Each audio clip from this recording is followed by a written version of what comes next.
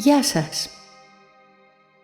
Έπεσε στην αντίληψή μου ένα βιντεοπαιχνίδι που απεικονίζει τόσο παραστατικά και με ακρίβεια τη θέση του ανθρώπου μέσα στον κόσμο, που εντυπωσιάστηκα από αυτό και θα ήθελα να το χρησιμοποιήσω σαν παράδειγμα, ώστε να αναλύσουμε καλύτερα τον τρόπο της δραπέτευσής μας από αυτόν τον κόσμο της ομηρίας. Βέβαια, σε αυτό το βιντεοπαιχνίδι δεν υπάρχει τρόπος διαφυγής και γι' αυτό ονομάζεται Portal No Escape, δηλαδή πύλη χωρίς διαφυγή. Στη δική μας όμως περίπτωση υπάρχει πύλη διαφυγής, αρκεί να ακολουθήσει κάποιος τη σωστή διαδικασία. Θα διηγηθώ λοιπόν την ιστορία της υπόθεσης, κάνοντας και κάποιους σύντομους παραλληλισμούς με τη δική μας πραγματικότητα, πριν περάσουμε στη βαθύτερη ανάλυση του θέματος. Η ιστορία έχει ως εξής. Μία γυναίκα ξυπνά σε ένα δωμάτιο χωρίς να θυμάται ούτε ποια είναι, ούτε πώς έφτασε εκεί. Αυτό το σημείο αντιπροσωπεύει την αμνησία από την οποία πάσχουμε όλοι οι άνθρωποι, αφού δεν γνωρίζουμε ούτε γιατί γεννηθήκαμε σε αυτόν τον κόσμο, ούτε από πού ήρθαμε εδώ, ούτε και πού πηγαίνουμε μετά το θάνατό μας. Η ιστορία λέει πως αυτή η γυναίκα βρίσκεται εκεί ως όμηρος μιας απειλητικής και επιθετικής ευφυούς τεχνητής νοημοσύνης που ονομάζεται Cloud-DOS, η οποία διακατέχεται από έντονο ναρκισσισμό. Αυτό το σημείο μπορούμε να το ταυτίσουμε ακριβώς με την προσωπικότητα του άρχοντα αυτού του κόσμου, ο οποίος προσδιορίζει τον εαυτό του ως υπέρτατο. Ένα χαρακτηριστικό που περιγράφεται πολύ καυστικά στο απόκριφο Ευαγγέλιο του Ιωάννη, όπου λέει «Και αυτός είναι ασεβής μέσα στην τρέλα του, διότι είπε «Εγώ είμαι Θεός και δεν υπάρχει άλλος Θεός εκτός από μένα», επειδή δεν γνωρίζει τον χώρο από που προήλθε η δύναμή του».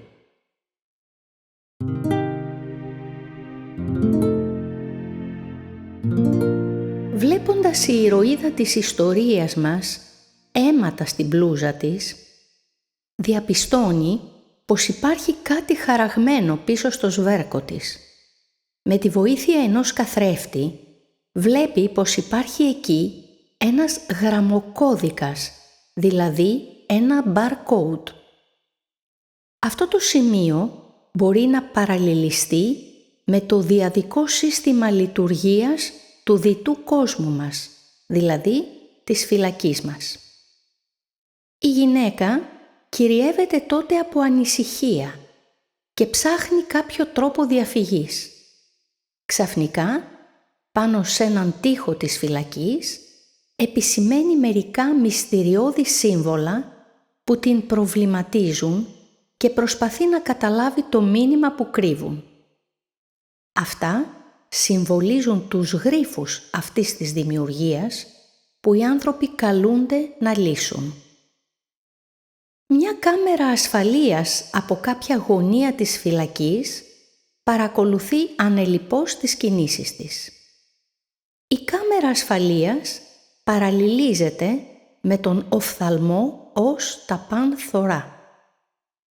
Ο χρόνος περνάει τρώγοντας το φαγητό που τις ρίχνουν οι φύλακες από μία σχισμή στην πόρτα της φυλακής. Οι άνθρωποι αναγκαστικά τρεφόμαστε και υλικά και ενεργειακά με αυτά που μας προσφέρει το υλικό σύστημα, είτε μας αρέσει είτε όχι. Η γυναίκα περνάει το χρόνο της γυμνάζοντας εντατικά το σώμα της, αλλά και μελετώντας τα σύμβολα στον τοίχο της φυλακής.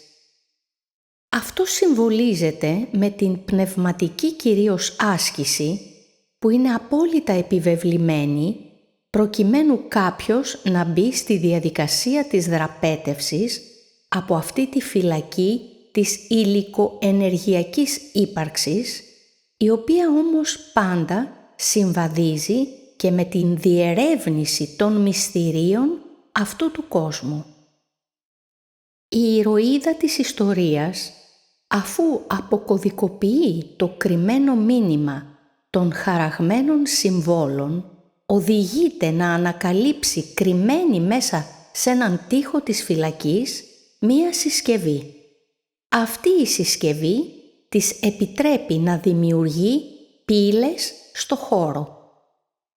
Αυτή είναι μία νέα ελπίδα για τον υποψήφιο δραπέτη που παραλληλίζεται με τις υπερβατικές δυνατότητες που αναπτύσσει κάποιος μετά από πνευματική άσκηση.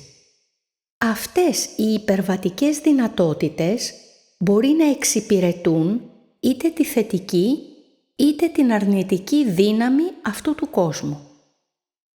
Στην πρώτη βολή με τη νέα συσκευή, η πύλη που δημιουργείται χρησιμοποιεί τη θερμή δύναμη, δηλαδή την μία όψη της επικρατούσας διτότητας.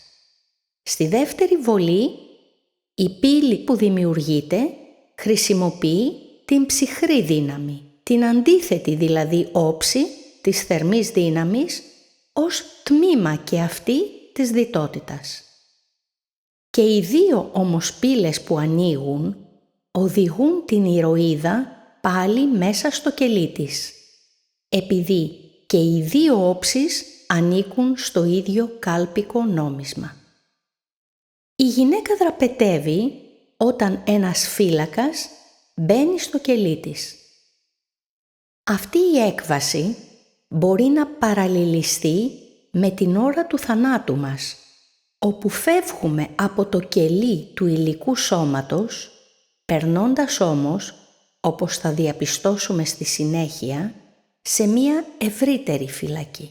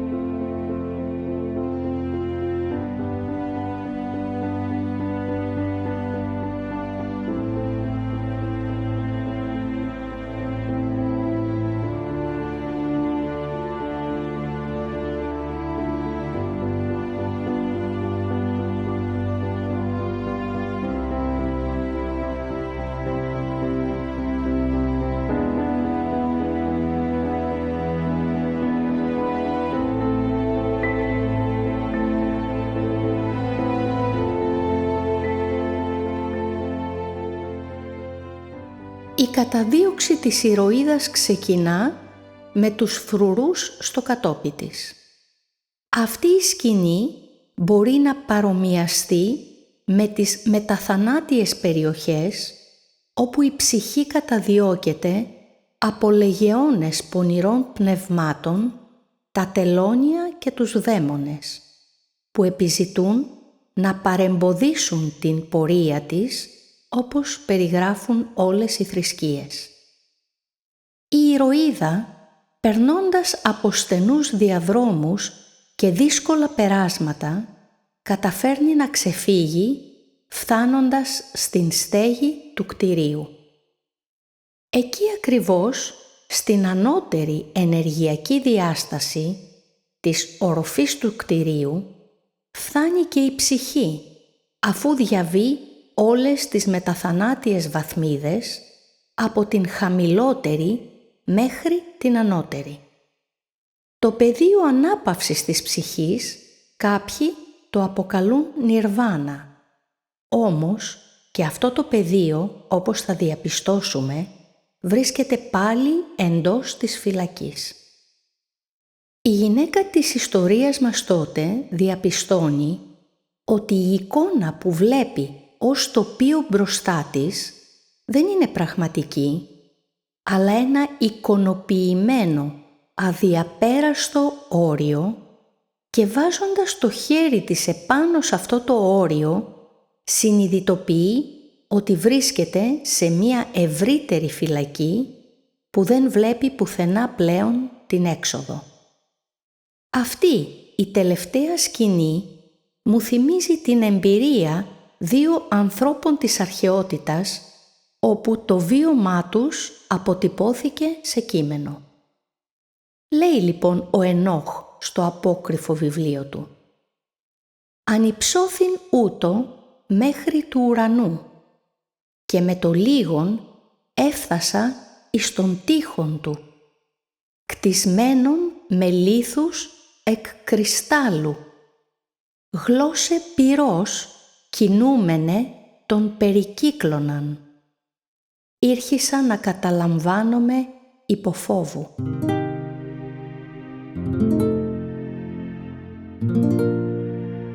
Και ο Πλάτων στο έργο του «Πολιτεία» επιβεβαιώνει την εμπειρία του Ενόχ με το βίωμα του Ήρου του Αρμενίου, ο οποίος παρέμεινε νεκρός αρκετές ημέρες και επανερχόμενος στη ζωή διηγήθηκε την εμπειρία του στους συντοπίτες του. Ο Πλάτων περιγράφει το γεγονός. Θα ακούσεις λοιπόν τώρα τη διήγηση ανδρός λογικού του Ήρου του Αρμενίου, έλκοντας το γένος εκ Παμφιλίας. Αυτός εφωνεύθη στον πόλεμον και όταν μετά 10 ημέρας ήλθον να παραλάβουν τα σώματα των νεκρών που ευρίσκοντο πλέον σε τελεία αποσύνθεση, το ειδικόν του ή το ακόμη σώων και ακέραιων. Τον μετέφεραν λοιπόν στην πατρίδα προς ταφήν και ενώ την 12η από του θανάτου ημέρα έκειτο ήδη επί της πυράς, επανήλθε εις την ζωή και διηγήθη στους παρευρισκομένους όσα είχεν ήδη εις τον άλλον κόσμον. Λέει λοιπόν ο Ήρος μεταξύ των άλλων: «Έφθασα δε εις το φως τούτο μετά πορείαν άλλης μιας ημέρας. Εκεί δε είδον ότι τα άκρα του ουρανού επερατούντο εις το μέσον του φωτός εκείνου, το οποίον χρησίμευε ως σύνδεσμος αυτού και περιέβαλεν όλην αυτού την περιφέρειαν απαράλλακτα όπως τα υποζώματα των τριήρων».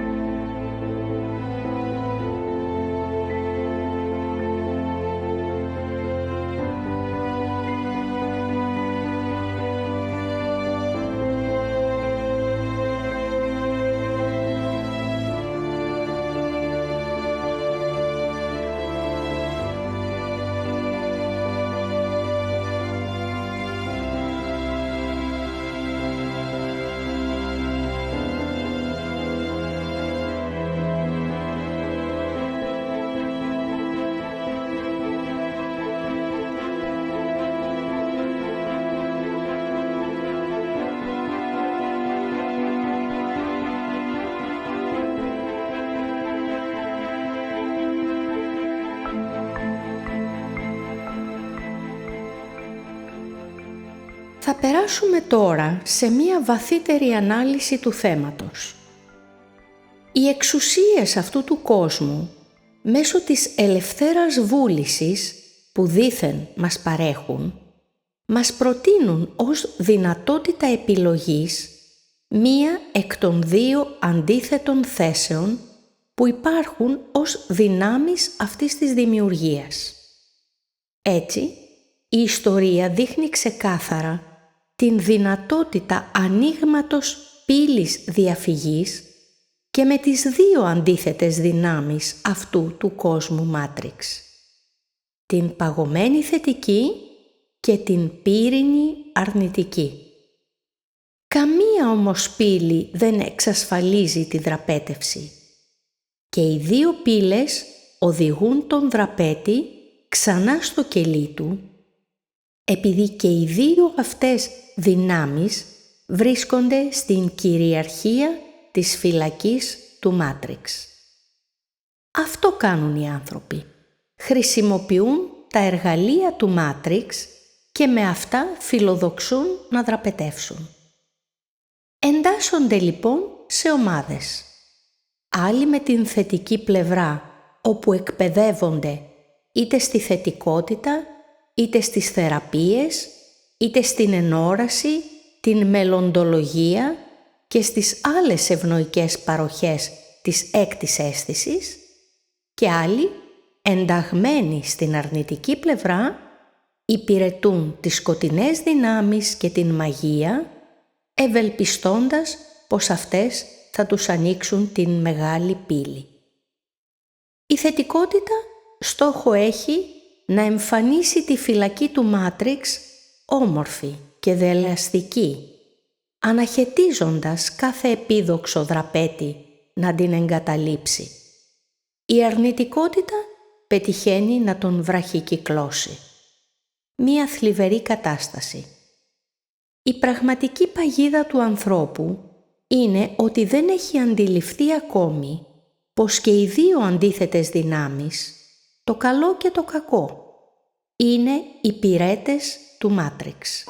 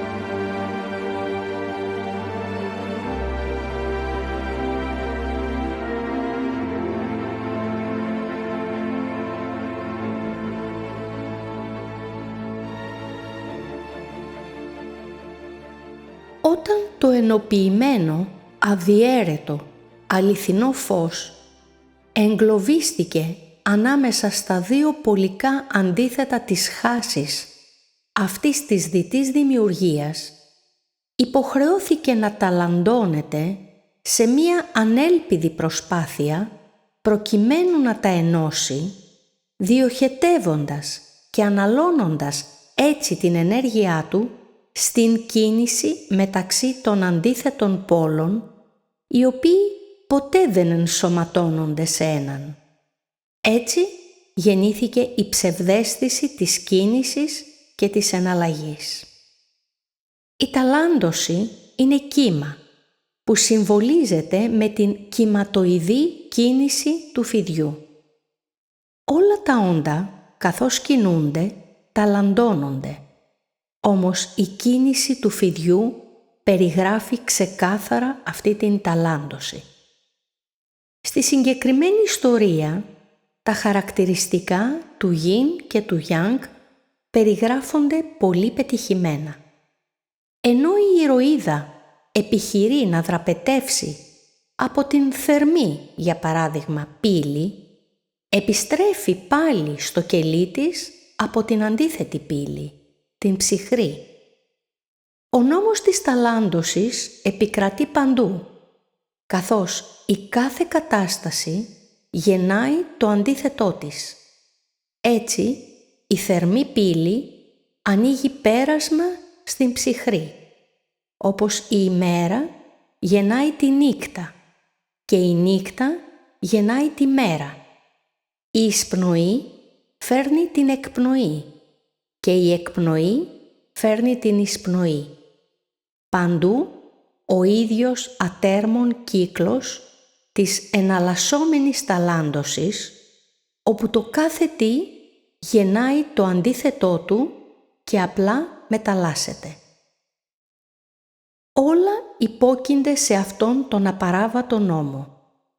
Μία αρνητική κατάσταση εξαναγκάζει τον άνθρωπο να μετακινηθεί σε μία θετική θέση και το αντίθετο.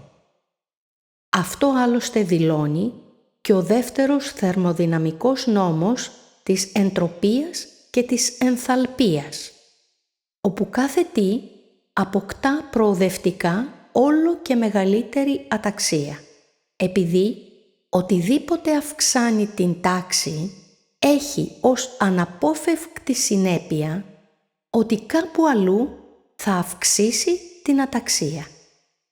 Εκεί απάνω στηρίζονται τα πάντα, από τη σύψη ενός φρούτου έως την παρακμή του γύρατος ή και ολόκληρων πολιτισμών.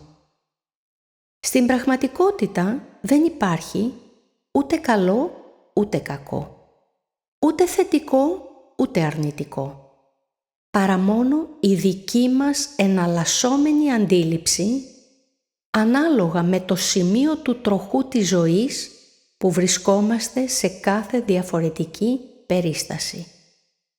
Από εκεί παρατηρούμε τα γεγονότα και άλλοτε μας φαίνονται καλά και άλλοτε κακά. Αν όμως μετακινηθούμε στο αντίθετο σημείο από όπου αρχικά βρισκόμασταν, θα δούμε τα ίδια γεγονότα από άλλη σκοπιά και θα τα χαρακτηρίσουμε τελείως διαφορετικά από πριν. Το Ευαγγέλιο της Μαγδαληνής αναφέρει σχετικά με αυτή την ιδιαιτερότητα της ύλης. Ποια είναι η αμαρτία του κόσμου? Ο διδάσκαλος απάντησε: δεν υπάρχει αμαρτία. Εσείς είστε που κάνετε την αμαρτία να υπάρχει όταν ενεργείτε σύμφωνα με τις συνήθειες της φύσης σας.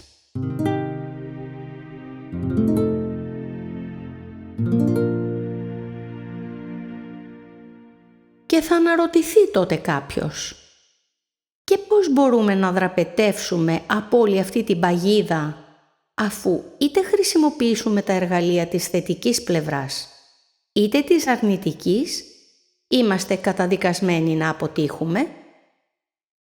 Πρωτίστως, πρέπει να συνειδητοποιήσουμε ότι βρισκόμαστε σε μια φυλακή.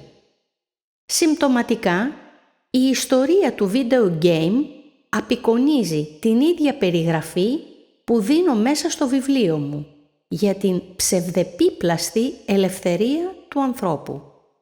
Συγκεκριμένα γράφω: όση ελευθερία μπορεί να έχει ένας κρατούμενος μέσα στο κελί του, που είτε μπορεί να ξαπλώσει, είτε να βηματίσει, είτε να διαβάσει, είτε να κοιμηθεί, είτε να ονειρευτεί, είτε να παραμείνει όρθιος, είτε να καθίσει, αλλά πάντα μέσα στο κελί του, την ίδια ελευθερία έχει και ο πλέον ελεύθερος άνθρωπος.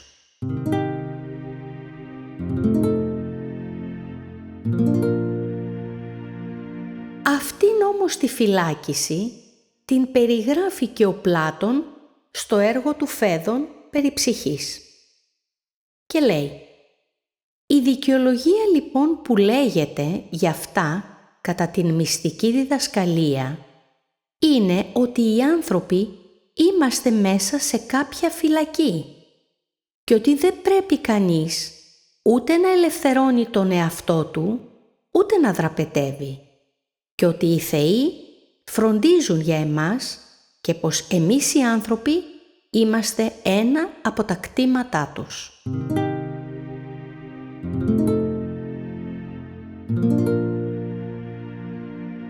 Η ηρωίδα του βίντεο γνωρίζει ήδη πολύ καλά ότι βρίσκεται σε φυλακή και δέχεται την φροντίδα των φρουρών της όταν της παρέχουν την τροφή μέσα από τη σχισμή της πόρτας. Όμως, από μόνη της αυτή η επίγνωση δεν φτάνει. Χρειάζεται και κάτι ακόμη. Την κατανόηση ότι και οι δύο όψεις του κέρματος, αν και διαφορετικές, ανήκουν στο ίδιο κάλπικο νόμισμα. Κάτι που επιβεβαιώνεται και στο Ευαγγέλιο του Φιλίππου που λέει: Το φως με το σκοτάδι, η ζωή με το θάνατο, το δεξιά με το αριστερά, είναι αδέλφια δίδυμα. Δεν είναι δυνατόν για αυτά να χωριστούν το ένα από το άλλο. Εξαιτίας αυτού, ούτε είναι τα καλά καλό, ούτε είναι τα κακά κακό. Ούτε είναι ζωή η ζωή, ούτε είναι θάνατος ο θάνατος.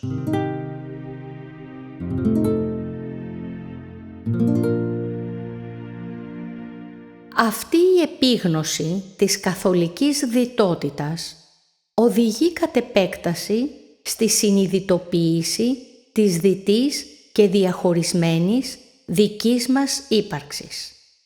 Αυτή απαρτίζεται από τα δύο πνευματικά τμήματα του ανθρώπου. Τον θεϊκό σπινθήρα Αδάμ, που ενσαρκώνεται μέσα στον υλικό άνθρωπο, άνδρα ή γυναίκα, και την ανώτερη πνευματική του κατάσταση που αποκαλείται είτε ανώτερος εαυτός, είτε εγώ ημί παρουσία Εύα, είτε με άλλα παρόμοια ονόματα.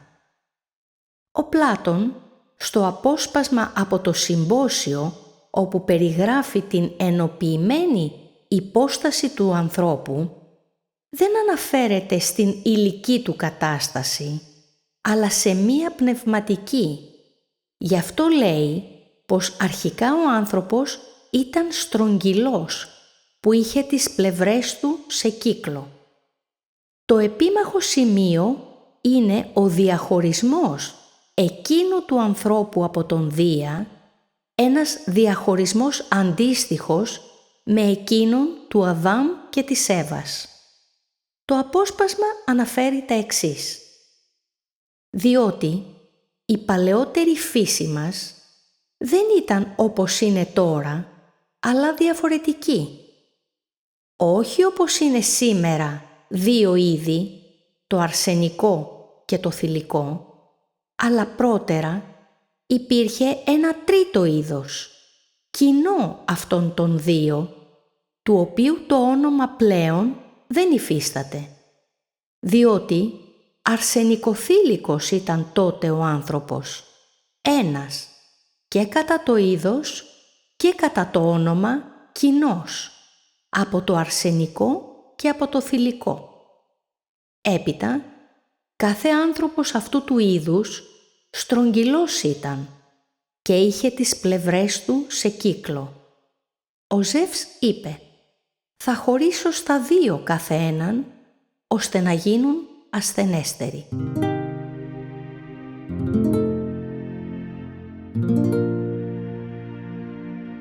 Αυτός ο διαχωρισμός είχε σαν αποτέλεσμα τον θάνατο του ανθρώπου, δηλαδή την φυλάκισή του μέσα στο μάτριξ.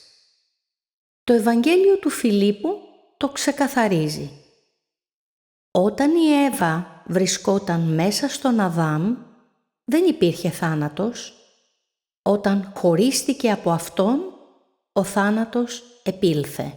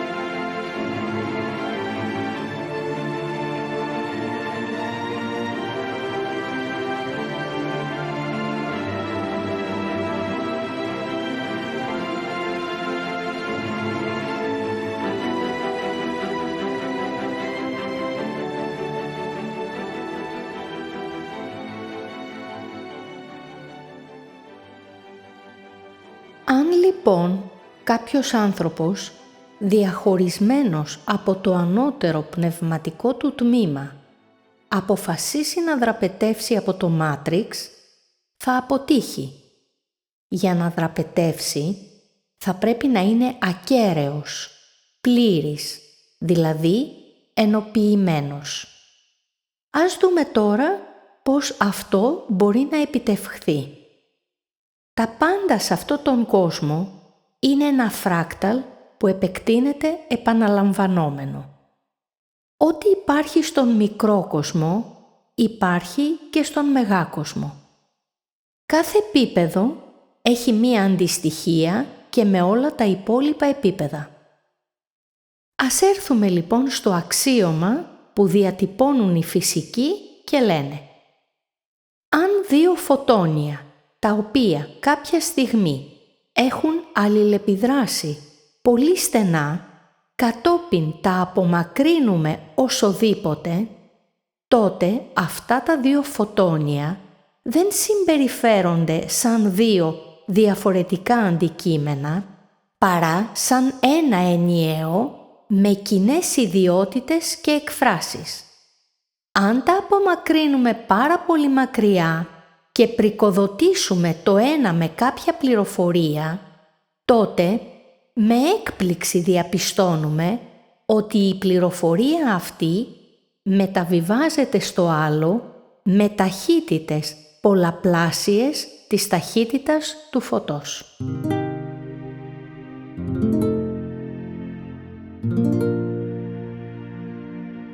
Ας αντιστοιχίσουμε τώρα τα δύο αυτά φωτόνια που αρχικά βρίσκονταν σε αλληλεπίδραση με τον αρχικά ενοποιημένο ουράνιο άνθρωπο, δηλαδή τον θεϊκό σπινθήρα και την εγώιμη παρουσία.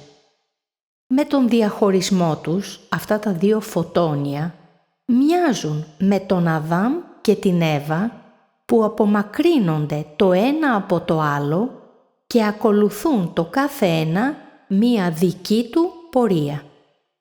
Στην προκειμένη περίπτωση, ο Αδάμ, θεϊκός σπινθήρας, ενσαρκώνεται στο υλικό πεδίο, άλλοτε ως άνδρας και άλλοτε ως γυναίκα, και η Εύα ως η εγώιμη παρουσία ή ανώτερος εαυτός, περιφέρεται στις ανώτερες ενεργειακές διαστάσεις αυτού του κόσμου και συγκεκριμένα στο ανώτερο νοητικό πεδίο. Το ζητούμενο είναι και τα δύο μέρη του διαχωρισμένου ανθρώπου να πάρουν την πληροφορία πως μόνο ενοποιημένα μπορούν να δραπετεύσουν από την φυλακή του Μάτριξ. Το Ευαγγέλιο του Θωμά λέει σχετικά: «Όταν θα γίνετε από δύο ένα και εξομοιώσετε το μέσα με το έξω, το έξω με το μέσα, το ψηλό με το χαμηλό, όταν θα κάνετε το αρσενικό και το θηλυκό μία ενότητα, ώστε το αρσενικό να μην είναι άνδρας και το θηλυκό να μην είναι γυναίκα. Όταν θα έχετε μάτια μέσα στα δικά σας μάτια, ένα χέρι μέσα στο δικό σας χέρι και ένα πόδι μέσα στο δικό σας πόδι, μία εικόνα μέσα στην εικόνα σας, τότε θα εισέλθετε στο βασίλειο. Και συμπληρώνω πως τότε θα δραπετεύσετε από το Μάτριξ».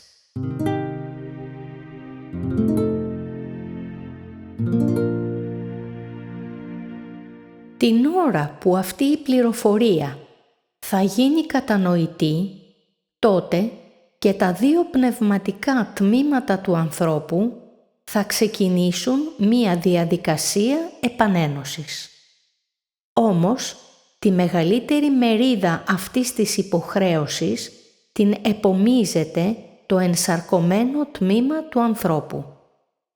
Πρωτίστως λοιπόν, ο θεϊκός σπινθήρας θα πρέπει να απελευθερωθεί από τους δαίμονες που τον ελέγχουν.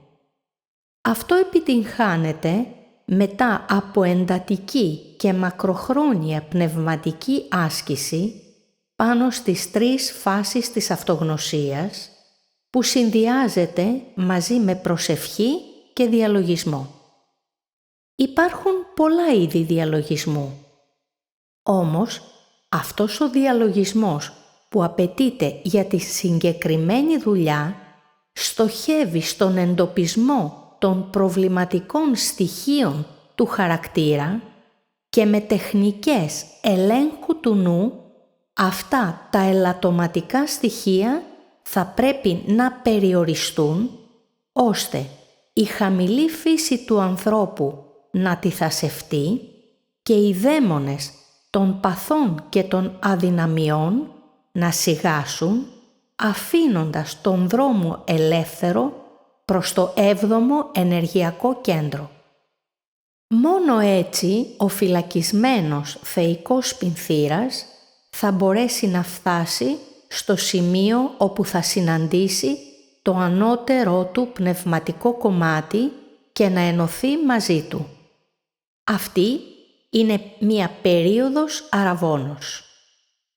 Όπως όμως σε μία ανθρώπινη σχέση πρέπει να υπάρχει συνεργασία, να γίνονται αμοιβαίες υποχωρήσεις και ο ηγετικός ρόλος να παραχωρείται στον ικανότερο, το ίδιο συμβαίνει και σε αυτήν την πνευματική σχέση ανάμεσα στα δύο διαχωρισμένα τμήματα του ίδιου ανθρώπου, παραχωρώντας τη διαχείριση στο σοφότερο. Εδώ όμως οι άνθρωποι έρχονται αντιμέτωποι με το μεγαλύτερο εμπόδιο, με το εγώ τους, το ανθρώπινο εγώ, και αντί να παραχωρήσουν την ηγεσία του δύσκολου εγχειρήματος της δραπέτευσης στο ανώτερο πνευματικό τους κομμάτι, την αναθέτουν στο υλικό τους, συμπεριλαμβανομένων και των αστροεθερικών τμήματων του υλικού, και αναλαμβάνουν δράση μαχητή. Εκεί χάνουν κυριολεκτικά το παιχνίδι, όπως και η ηρωίδα της ιστορίας. Αυτό συμβαίνει επειδή οι νόμοι ορίζουν πως κανένας φυλακισμένος σε ενεργειακό επίπεδο δεν μπορεί να αντικρούσει τους διαχειριστές του Μάτριξ, γιατί κανένα αστροεθερικό ή υλικό ανθρώπινο σώμα δεν μπορεί να είναι ισχυρότερο από το σώμα των κατασκευαστών του, με τους οποίους έρχεται σε αντιπαράθεση. Αν όμως παραχωρηθεί η δράση στο ανώτερο πνευματικό τμήμα, την εγώιμη παρουσία, τότε οι όροι και οι δράσεις αλλάζουν, αφού μόνο εκείνο είναι σε θέση να αντιπαλέψει τους άρχοντες του Μάτριξ και να βγει νικητής. Το υλικό τμήμα τότε, συμπεριλαμβανομένων και των αστροεθερικών σωμάτων, δεν δρά, μπαίνει δεύτερο, γίνεται ταπεινό και απλά ενημερώνει το ανώτερο πνευματικό τμήμα για τις περιραίουσες συνθήκες και καταστάσεις και υποτάσσεται στις εντολές του ανώτερου πνευματικού νου. Ο άνθρωπος αυτός χαρακτηρίζεται τότε πνευματικός. Να έχετε μια καλή συνέχεια.